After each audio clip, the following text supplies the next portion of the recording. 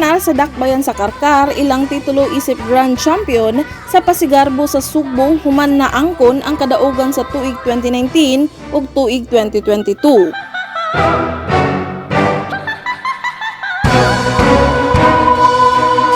Bida sa ilang pasundayag ang ilang Kabkaban Festival nga nagpasigarbo sa ilang kultura isip City of Heritage ug ilang mga inila nga lokal nga produkto. Giharos nila ang awards sa major categories, diin first place sila sa street dance competition o ritual showdown. Nakuha sab nila ang special awards nga best in festival jingle o third place sab sila sa best in andas.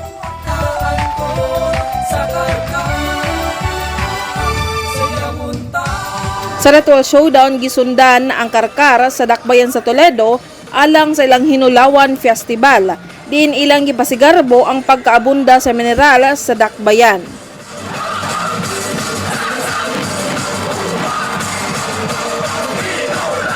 Ikatulo ang dakbayan sa Naga alang sa ilang Dagita Festival. Top 4 ang Sugat Kabanhawan Festival sa lungsod sa Minglanilla. Top 5 ang Palahud Festival sa lungsod sa Bantayan, 6th place ang Halad Inasal Festival sa dakbayan sa Talisay, top 7 ang Rosquillos Festival sa Liluan, top 8 ang Utanon Festival sa lungsod sa Dalaget, top 9 ang Sarok Festival sa lungsod sa Konsolasyon, ug top 10 ang Kagasangan Festival sa Mualbual. Alang sa Best in Andas, top 3 ang dakbayan sa Karkar ug Runda, top 2 placer ang dakbayan sa Mandawi ug nagmadaugon ang lungsod sa Minglanilla.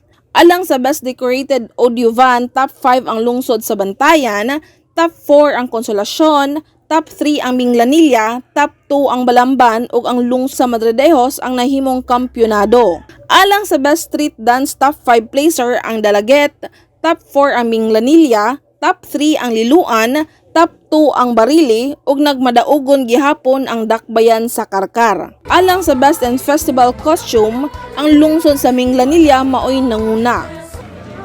Samtang alang sa mga contingents nga wala makadawat og major awards, wala kini ikapakyas basta mapasigarbo lang ang mga hiyas sa ilang lugar.